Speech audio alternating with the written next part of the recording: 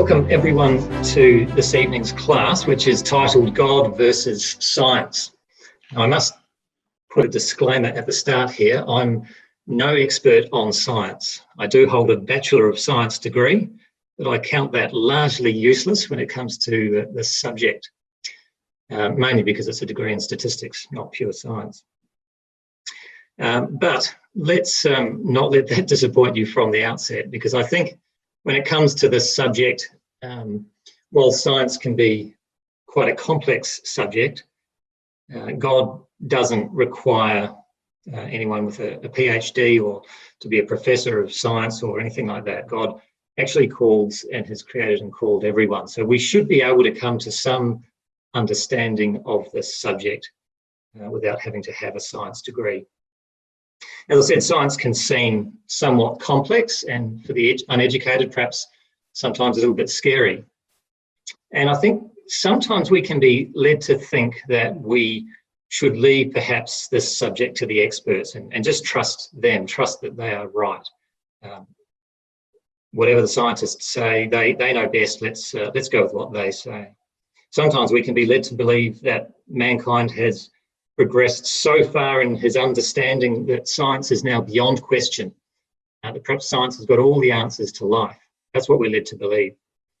Now, we could also be led to believe that science has even superseded the need for God, that it's either science or God, only one can exist, and that's what the title for this class tonight infers, that it's either God or it's science, and it's only one of the two that can win this epic battle, as I've depicted it here in a boxing ring, God in the blue corner and science in the red corner.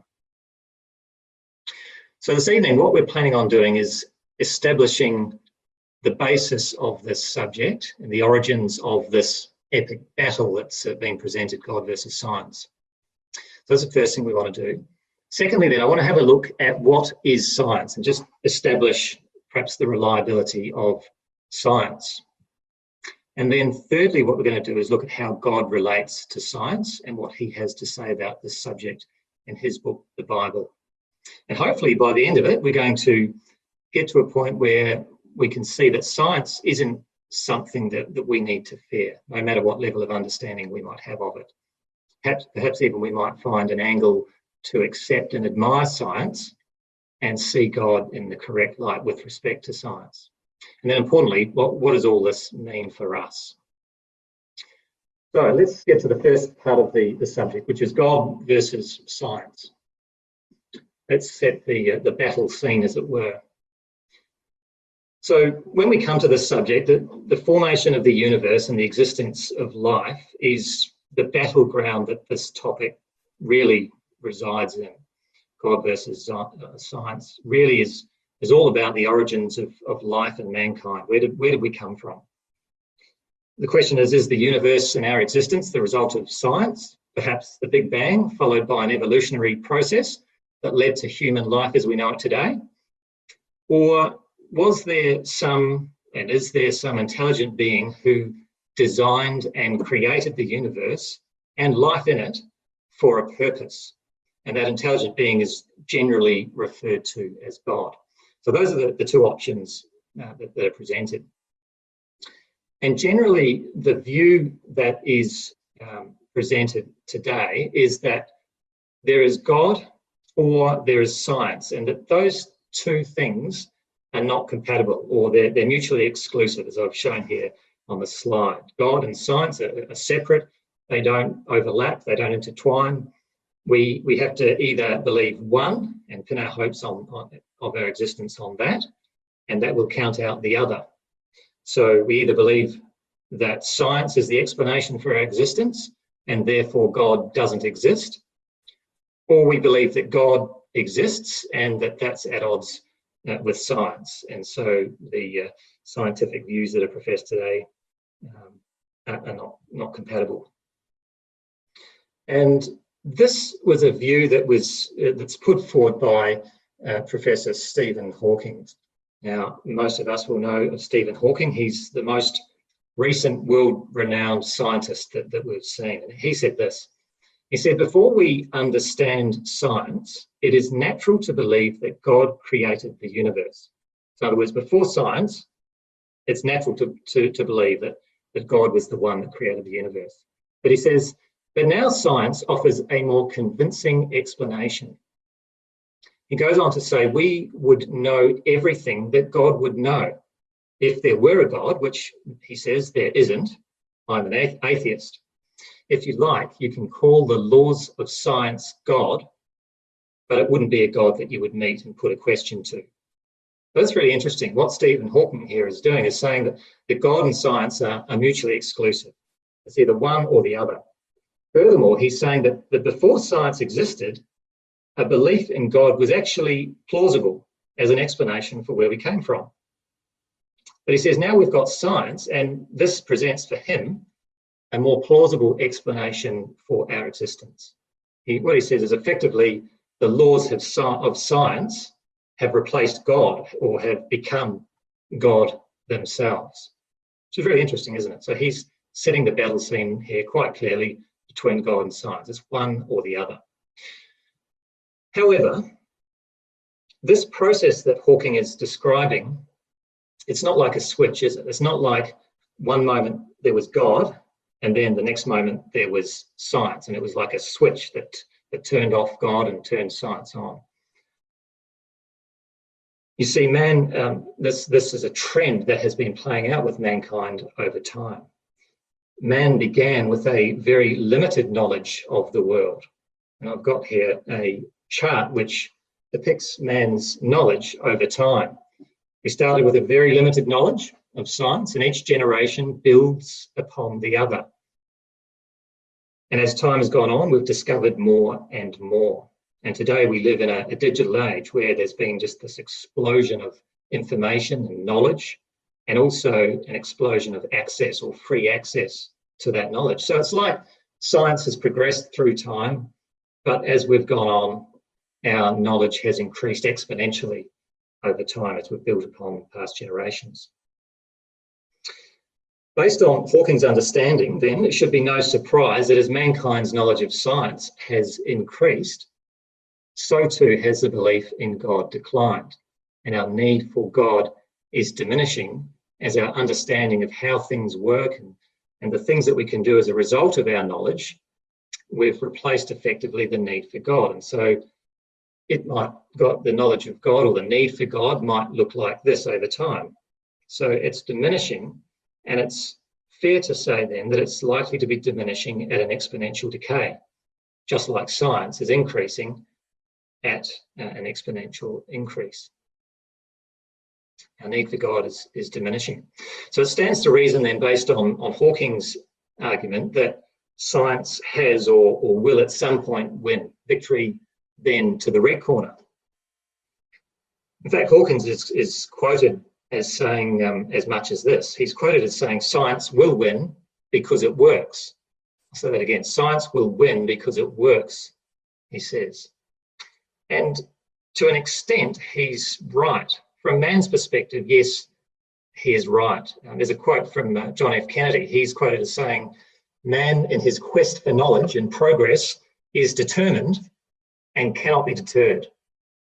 So John F. Kennedy is saying man has this insatiable appetite or desire to progress in knowledge. And if we put those together, science is going to win then. And according to Hawking, it's going to win because it works. So man's reached this point of knowledge then that we no longer need God. And I think we can see this sort of general relationship playing out over history. People today are turning away from God in droves. They no longer have a need for him. Well, let's go back to the beginning. As we said, the battleground for this subject generally centers around the beginning of time. So I want to go back to the beginning of time as recorded by God in his book, the Bible. And that's in the book of Genesis. Genesis is called, it means the book of beginnings. And what we find is actually something quite fascinating about this subject of science. Let's go to Genesis chapter 1 and verse 1. What the Bible tells us is that in the beginning there is God. So before the beginning of time, God was there, according to his record. This is before mankind. Before there was any human knowledge, there was God. And it says then that God created the heavens and the earth. So God is claiming the creation of the heavens and earth as his. When we come down to Genesis 1 and verse 26, we find a little bit more about this creation.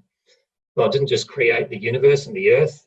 It says there in verse 26, then God said, let us make man in our image, after our likeness, and let them have dominion over the fish of the sea, and over the birds of the heavens, and over the livestock, and over all the earth, and over every creeping thing that creeps on the earth. And so God now creates man, and he had already created the trees and the animals, and he creates man. So he's creating things to fill this earth.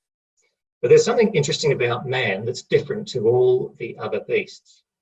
Man is created in the image of God, or the same shape as God. And he's also created in God's likeness. And that word likeness there means the same mental constitution or capacity to understand. So man is created with this reasoning and logic that's not found in the animals, and has a spiritual capacity.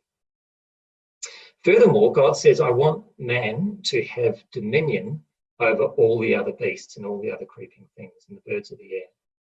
So not only was man given this extra capacity, man was told to have dominion over the earth and everything in it. But then there was a problem, because man sinned. Or sin is disobeying God's command. God gave a command that Adam and Eve, they could eat of any tree in the garden except for one that was in the middle of the Garden of Eden. They could not eat of it. And he said, there's a consequence if you do eat of that tree, that you would become mortal creatures. And it's interesting to see why and how the first sin happened. Why did they sin? Well, we find out in Genesis chapter 3 how the first sin took place. One of the animals, a serpent, introduced a different thought to Eve from what God had told her. And it says there in Genesis 3 and verse 4 through to 6. But the serpent said to the woman, you will not surely die, for God knows that when you eat of it, your eyes will be opened, and you will be like God, knowing good and evil. So when the woman saw that the tree was good for food, and that it was a delight to the eyes, and that the tree was desired to make one wise, she took of its fruit and ate. And she also gave some to her husband who was with her, and he ate. So the first sin happened. So how did the first sin happen? Well, it was the direct result of a pursuit of wisdom or of knowledge. You see how Eve took that fruit because she saw that it was desirable to make one wise. So this is quite relevant, isn't it, to our subject of science? The pursuit of knowledge or of science was the result of, was the reason behind the first sin happening. So right back at the start of time, mankind's pursuit of knowledge commenced here, and here we have laid the seeds of humanism. And that's what the serpent said, wasn't he? He said, you'll be like God, knowing good and evil. And so part of this sin, part of taking of the fruit to eat of it, was this idea behind it of knowledge of good and evil and becoming like God. And so this is like the first domino in a long line of dominoes of humankind, where man has sought knowledge and sought to become like God, or to become equal with God in his understanding of how things work. And God, furthermore, in Romans chapter 1 tells us about this seeking of wisdom and where it will lead. Romans chapter 1, verse 21 through to 25 is a section that contains, we'll read part of that section here. It says, for although they knew God, that is mankind, they did not honour him as God or give thanks to him, but they became futile in their thinking, and their foolish hearts were darkened. Claiming to be wise, so they were seeking wisdom, and they claimed wisdom, but God says in doing that, they became fools and they exchanged the glory of the immortal God for images resembling mortal man and birds and animals and creeping things. What man did, he says, in seeking this wisdom is they exchanged the truth about God for a lie, and they worshipped and served the creature rather than the creator. So this is interesting, isn't it? God warns us here that the pursuit of knowledge, mankind as a whole, mankind's pursuit of knowledge would have some consequences. One, it would darken our hearts. Secondly, while we think we have become wise, we're really becoming foolish. Thirdly, the wisdom of self would replace the worship of self would replace the worship of God. That's humanism, isn't it? And God is saying here that the pursuit of wisdom would lead to humanism, and humanism would triumph over man. And finally, we're told here that instead of having dominion over the animals, which was, you will recall from Genesis chapter 1, verse 26, the command that God gave us was to go out and have dominion over the animals. He says instead we'd actually become more like them. We'd exchange the glory of God for images resembling mortal man and birds and animals and creeping things, and exchange the truth about God for a lie, worshipping and serving the creature rather than the creator. So the process of becoming more animal-like in our seeking of wisdom. And so that was a warning from God as to what would happen from mankind. And he says at the start of that passage, "For the wrath of God is revealed from heaven against all ungodliness and unrighteousness of men who by their unrighteousness suppress the truth." And so that's a warning from God. He says, if we follow this path of human wisdom that started right back at the start of time with the first sin, then it would end in God's wrath being revealed against us if we were to be part of that unrighteous group. And so what we've found then is that really God and science concur. What have we found in this first section, the battleground of God versus science? Well, we've found that there is a battle raging, and it's a battle that's been raging since the beginning of mankind. Secondly, we've found that the pursuit of knowledge would be at odds with believing in God. That the domain of mankind, or rather in the domain of mankind, science would end up ruling the day. And finally, the existence of God is clearly evident. We saw Hawking allude to this, but we're going to expand on that in our next section. So what we've done then is we've just established the subject, God versus science. There is a battle that's taking place, and both man and God concur that this would happen in man's domain, and that the end of it would be that science or humanism would rule over mankind. So the second section we want to have a look at is, what is science? Well, the meaning of science is, one definition is given here on the screen: the intellectual and practical activity encompassing the systematic study of the structure and behaviour of the physical and natural world through observation and experiment. A little bit of a mouthful, but I think we all know what science is. And there's many different disciplines to science, like chemistry would be one discipline, biology, medicine, geology is another discipline of science, and astronomy. But what science really is it's concerned with the discovery of how life and how the physical universe functions.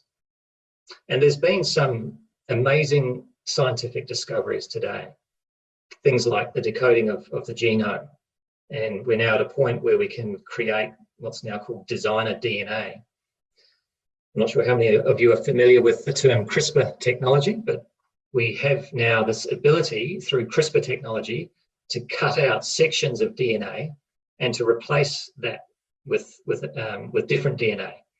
So if we find a piece of DNA that's mutated and not good, we can cut that out and we can replace it with a good piece of DNA code. And this is amazing, because what we can now do with this is, as mankind, is we can use that to potentially cure many health problems. And so this is a exploding area of medicinal science. Now, some other amazing scientific discoveries: we can now grow meat or protein in a petri dish. In fact, it goes beyond that. We can now grow whole organs. So I'm talking about human organs here. We can grow an organ to then use to replace a defunct organ within someone's body. Things like astronomy and space exploration, amazing feats that mankind has been able to achieve through science. Even earlier, the discovery of electricity and how we can move electricity around. And that's led to things like computers and phones and things like solar power, just amazing discoveries and amazing things that man's been able to do with those discoveries. But what's important to understand behind all of this is that science requires a couple of things. It requires observation and experiment. So it requires the collection of data to then be able to come to some conclusion on a matter. And a result of that is that we look at science and we understand this, and we then have this idea perhaps, and science sometimes masquerades as if it's 100% reliable and it has all the answers. Because if everything's tested and it's proven, then we just have to believe it, it's reliable. However, just because science deals with the measurable doesn't mean that it has all the answers. I'm going to try and establish this as we go forward in the next couple of minutes. I'm just going to read something here. This is an article that was written by someone called Cal Hammond, who's a Christadelphian writer on science, and he knows far more about science than I do, so I'll just read what he said. He said that science measures and categorises natural phenomena, and from this data are developed theories and laws that try to explain the observations.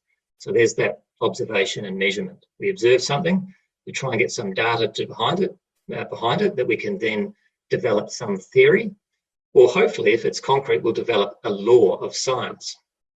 He goes on to say, the science method is largely, though not exclusively, evidence-based. Competing hypotheses and theories are being accepted or rejected on their testability and their explanatory function. That is, on their ability to explain the natural phenomena observed and measured. For this reason, theories sometimes change and evolve as new discoveries are made. That's interesting. I'll read that again. For this reason, theories sometimes change and evolve as new discoveries are made. In this sense, true science is dynamic and ever-changing.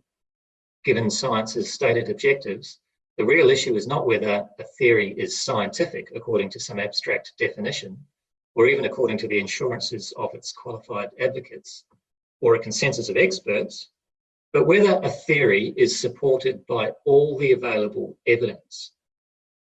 So that's really interesting, isn't it? Science is ever-changing, and theses are accepted or rejected as we discover new things.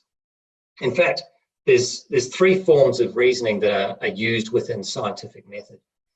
That is deductive reasoning, inductive reasoning, and abductive reasoning. So deductive reasoning is simply this. You use this to establish scientific laws from facts that we can actually observe. And an example of that is we might run a test on boiling water, and we discover that water boils at 100 degrees centigrade. And so we test that and we measure it, and we can do a test and measure that enough times to know with accuracy by deductive reasoning that water boils at 100 degrees. And that then becomes a law of science. That's pretty concrete. It's solid evidence. And so that's now a law of science. The second form of reasoning was inductive reasoning. Now, this is a step further away from being sort of concrete or a law of science. Inductive reasoning, it draws general conclusions and predictions based upon facts that we might observe. And I'll give you an example of something that might be inductive reasoning. We can observe the stars and the galaxies in the universe out to a certain point, beyond which we can no longer see them.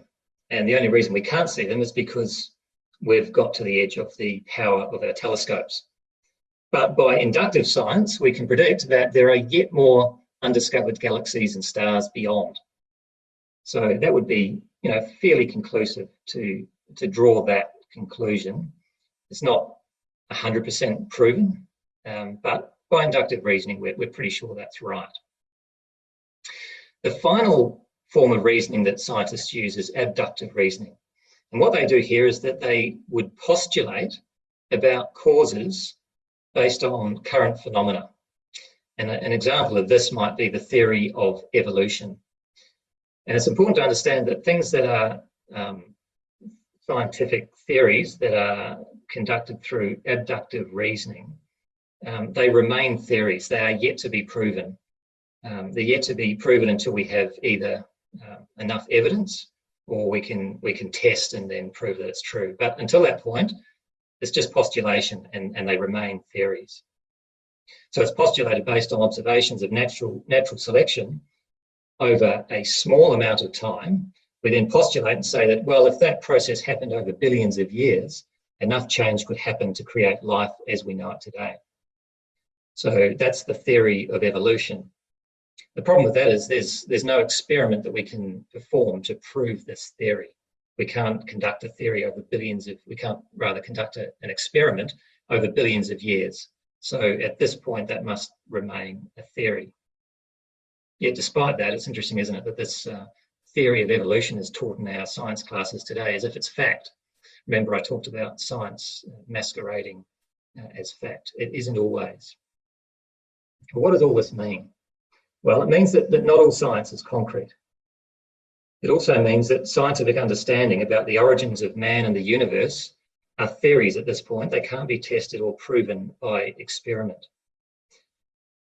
Also, scientific understanding can and does change over time. As new theories are made, old theories are discarded. For example, we used to believe that the Earth was flat, and if we sailed to the edge of it, we'd fall off the end. We also used to believe that the Earth was at the centre of the universe. So there's a few theories that we know of that have already been discarded because we've progressed in our understanding. And so it stands then to reason that if we go on in time, another 100, 200, 300,000 years, that there's a lot of things that we believe today that will be, that'll have to be erased because we have discovered new things that have made that theory or that understanding invalid. So science can and it does change over time. So despite this, some people and even some scientists say that the evidence for the theories like the Big Bang and the evolution have now become indisputable. We have enough evidence to say now that those theories are indisputable. And we shouldn't be surprised then that there are some prominent atheists out there and from the elite scientific community that don't believe in God. They believe in these other theories about the existence of life. And I've cherry-picked here a few prominent scientists, and you might recognise some of these. The first chap there is, of course, Charles Darwin. He was an English naturalist, a geologist and a biologist, and he's best known for, obviously, his contributions to the science of evolution. His proposition, of course, was that all species of life has descended over time from common ancestors, and it's now widely accepted and considered a foundational concept in science. He wrote his famous book on the origin of the species in 1859. And it's interesting to note that over the course of history, that's an extremely young scientific theory. 1859 is only a couple of hundred years ago, less than a couple of hundred years ago in terms of the history of mankind. And if we have lived for billions of years, as evolutionists claim, then 200 years is just a speck of history. And yet this is what we're pinning our hopes on, a recent and a very young theory at best. It's interesting also that Darwin actually said he didn't come up with the theory of evolution to deny the existence of God. He actually believed in God at the time of writing his book on the origin of the species. Although later in life he claimed that he was agnostic. He never claimed, though, to be an atheist. He also acknowledged that the human eye was a challenge to his theory of evolution, and I believe it still remains a challenge to his theory today. Now, I'm acknowledging here I'm cherry-picking scientists, and I'm cherry picking some quotes from them too. So this is not at all a scientific analysis, but nonetheless interesting. The chap on the right there is Richard Dawkins. He's a British ethologist and an evolutionary biologist. He's also famous for writing a book, and his book was called The God Delusion, which he wrote in 2006. And the other chap there is the chap in the middle, which we'll all know as Stephen Hawking, and we've already considered some of Hawking's words. He wrote a book called A Brief History of Time, and he wrote that in 1988. And he wrote that to explain, in his words, he wrote it to explain in a scientific way how the universe, or the origins of the universe. And I thought this quote was interesting.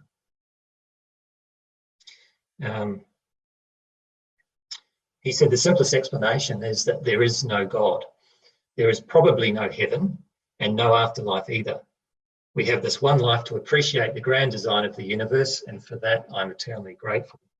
That's a really interesting quote for a couple of reasons, where he says that there is probably no heaven. So even a brilliant architect like Stephen Hawking was, he still couched his belief in uncertainty. There's probably no heaven and no afterlife either. So he is acknowledging here accurately that science can't be certain of this. And for him, it came down to what he chose to believe. He chose to be an atheist. He's also acknowledging here that there is some grand design in the universe. So he's saying that there's some grand design. So I think here he's almost acknowledging that he's a closet believer in God. If you're acknowledging there's some grand design behind the universe, there must be a designer. And so that's interesting. We're going to expand on this thought as we go forward.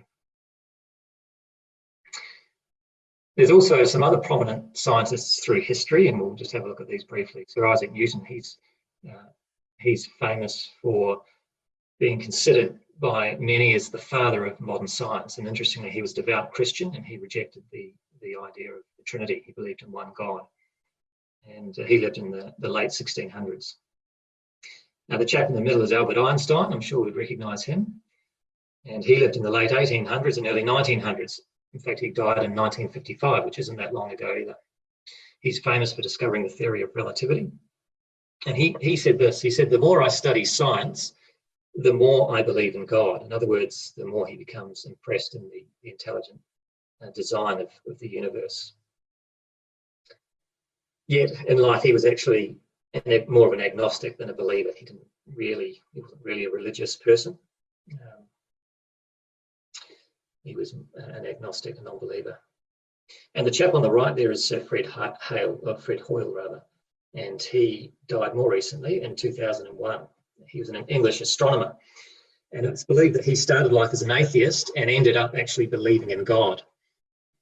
And the reason he did so was because he believed that there was this fine balance of the universe, and that as a result there was too much evidence for this to have occurred by chance.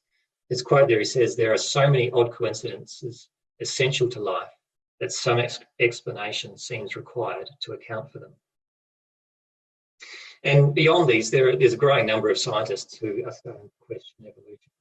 A group of scientists were involved in a 2014 documentary. Some of you may have seen it. It's called Unlocking the Mystery of Life. And they go through there dispelling the theories of evolution.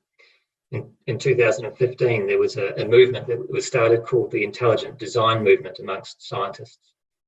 And that revolves around, obviously, the Earth being created by some intelligent designer as opposed to occurring by chance.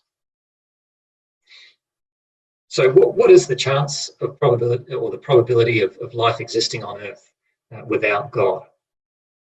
It's extremely difficult, obviously, to put a number to this, but the explanation I liked was the one that was given by this chap on the right here, Sir Fred Hoyle. He said this, he likened the chance for life occurring without God to giving 10 people each a scrambled Rubik's Cube,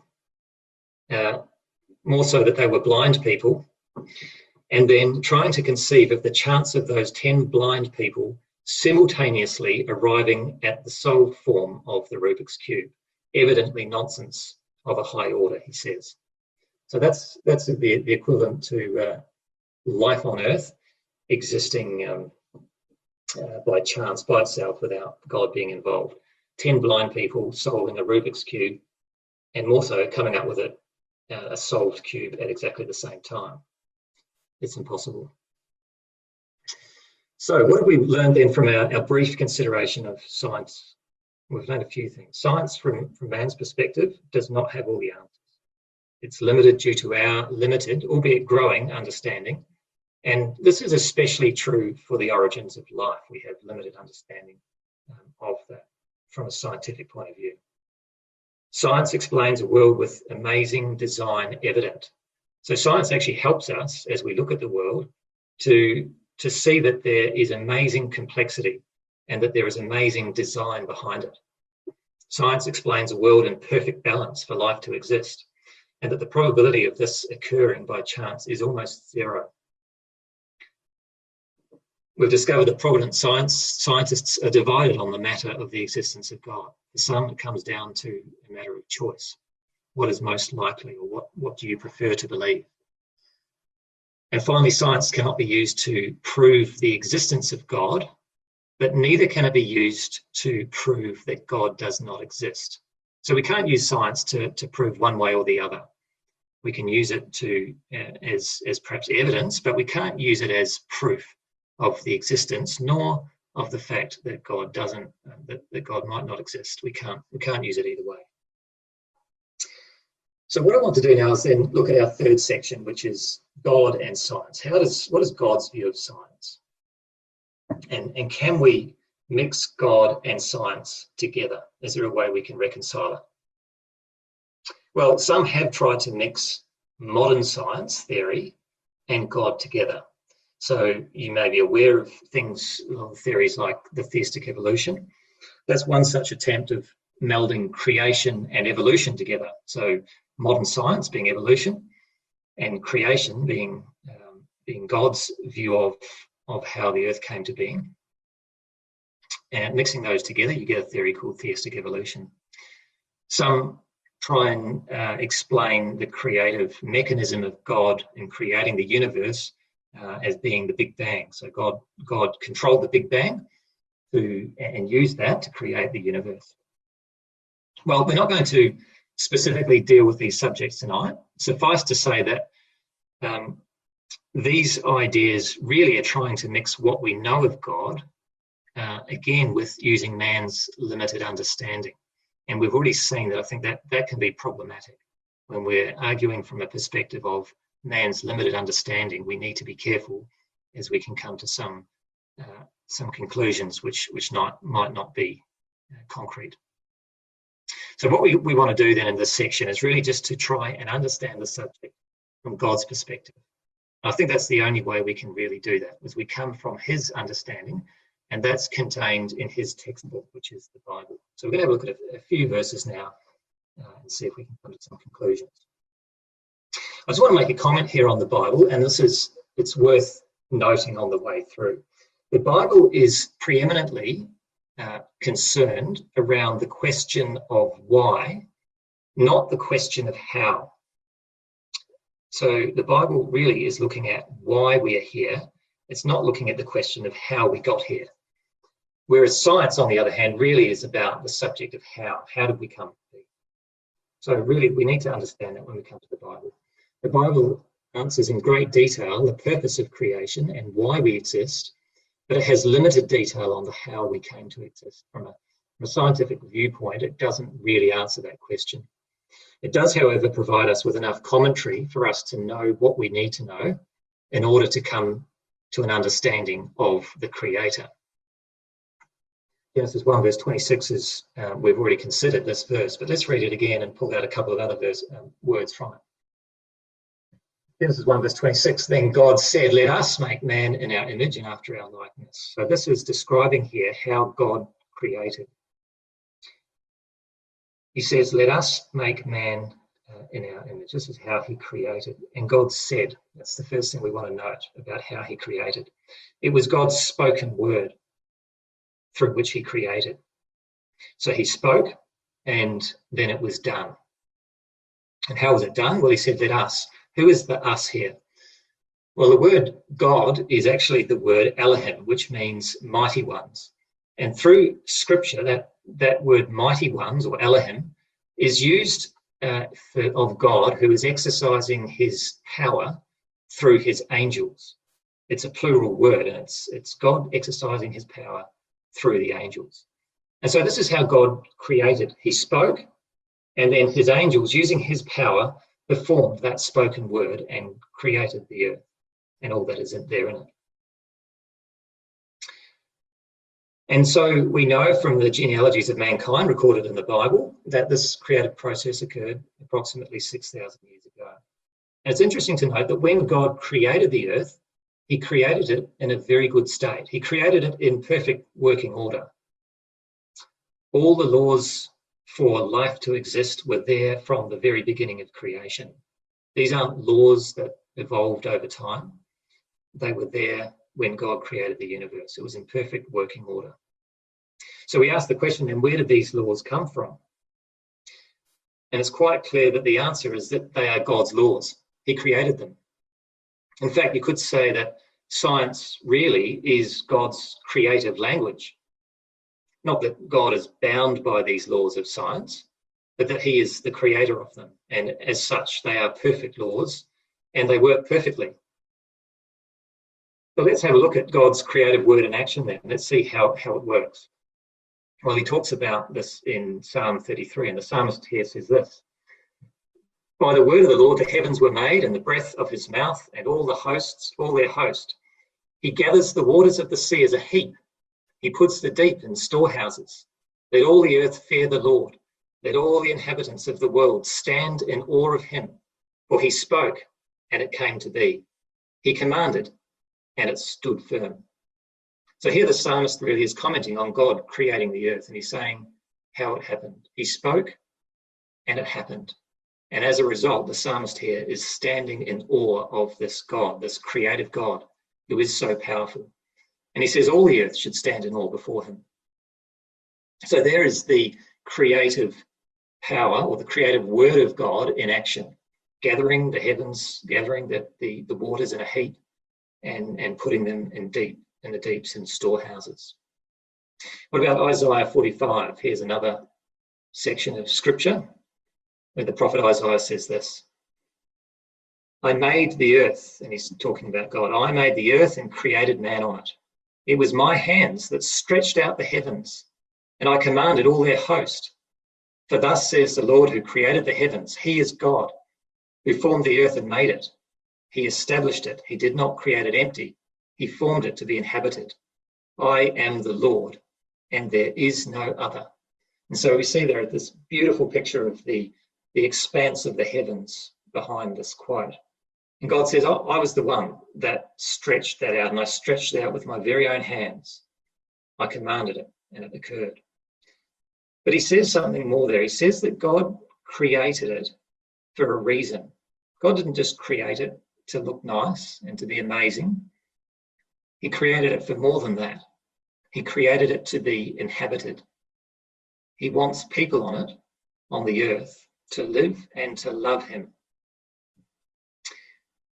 But when God designed it, he created it so that man would never really fully come to comprehend the universe and how it came to be. We can look at this verse in Ecclesiastes 3. In verse 11, he says this: he, that is God, has made everything beautiful in its time, and we can see it in its beauty. It's amazing beauty, the night sky. And telescopes have helped us even see it in more beauty, as this picture shows. But God made this. He made it all beautiful in its time. Also, he has put eternity into man's heart, yet so that he cannot find out what God has done from the beginning to the end. So God's telling us here that he's done this all for a reason, that we might seek him out. The wonder of creation is there, but we can't quite understand it and how it's been done. but we've got this desire within our hearts to seek and to find out. And what God wants us to do, obviously, is to find him out amongst his creation. So what he's done, God has left enough evidence for us to seek out and to understand that there must be a greater power behind this creation. And we found that out, didn't we, in Romans chapter 1, when we've already looked at Romans 1. There was a section there we didn't read, and it says this: "For what can be known about God is plain to them," to mankind that is, "because God has shown it to them." God has shown us. He says, "For his invisible attributes, namely his eternal power and his divine nature, have been clearly perceived ever since the creation of the world in the things that have been made. So," he says, "mankind is without excuse." So Paul here in Romans is telling us that the God's power is clearly evident for all to see. And we can see it in the creation around us. We can see it in the night sky. We can see it when we stand at the top of an immense mountain range and we look out over the mountains. And what that's all there for is to make man wonder how, but not necessarily to understand how. It's meant to lead us to ask why. And we're without excuse as a result. We can see the evidence of a greater power behind this universe. And we are without excuse for asking that question, why? How did we come to be? And so Paul talks in Romans chapter 1 about faith. A few verses earlier from this section, he says that the just shall live by faith. Well, what sort of faith is it that God requires? What faith does God require of us? You see, the atheists would have us rely in blind chance. What does God require of us, though? Does he require blind faith? Does he just say, look, I just want you to believe blindly that I exist? Well, no. You see, the faith that we have is based on a conviction that is built around the evidence that is all around us, an understanding of God based on his word and what we see. So it's not blind faith at all, is it? There is a basis behind our faith. And Paul talks about this again in the book of Hebrews, where he talks about faith in Hebrews chapter 11. We know Hebrews chapter 11 is the book all about faith and faithful men and women of old. But in verse 3 of Hebrews 11, Paul says this. He says, "By faith, we understand that the universe was created by the word of God, so that what is seen was not made out of things that are visible." So he's saying there that we can look at the universe, we can see the universe, and we can then have faith that it was God or that someone created it, and that someone obviously has to be God. And so it's not blind faith.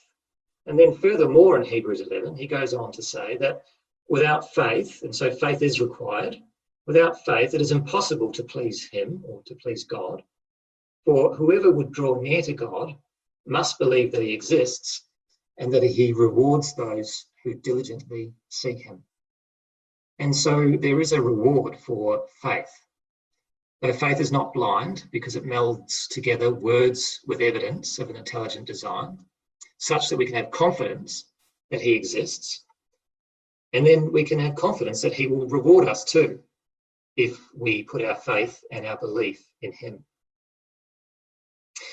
I just want to quickly have a look then at an example of how words and evidence can perhaps help build our faith. And it's an entirely relevant topic of conversation at the moment. We'll all recognise this as the coronavirus. And I think this is a really good example that shows us how God understands medicinal science, and it can help us build faith in him. Again, God doesn't explain the scientific principles perhaps like a science textbook might. God is more concerned about the spiritual principles that result.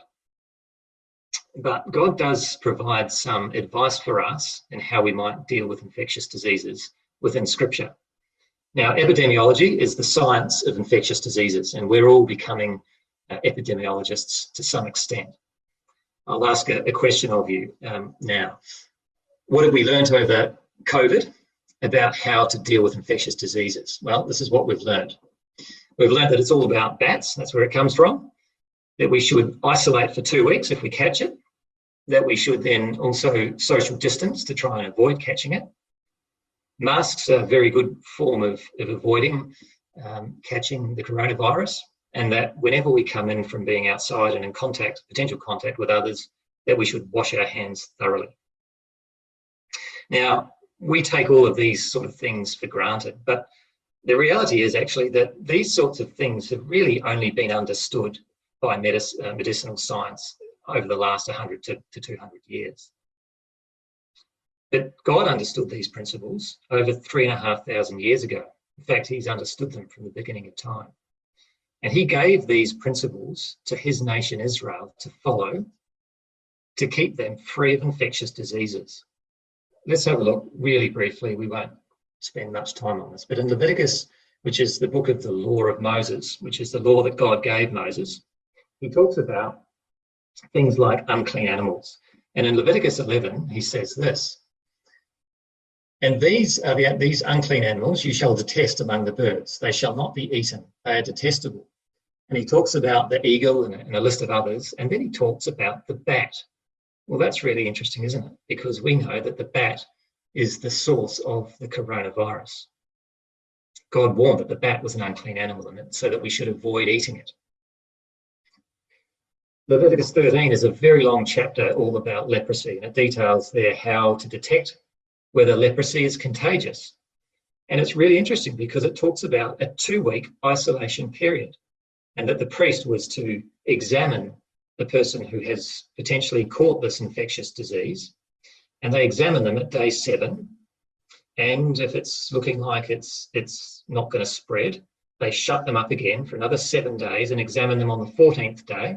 And if it hasn't spread any further, then they're clear of the leprosy. It's not contagious, and they're allowed to go back out and mix amongst the people. But it talks about a 2-week isolation period. It's fascinating. What about social distancing and masks? Well, Leviticus 13 has something to say about that too.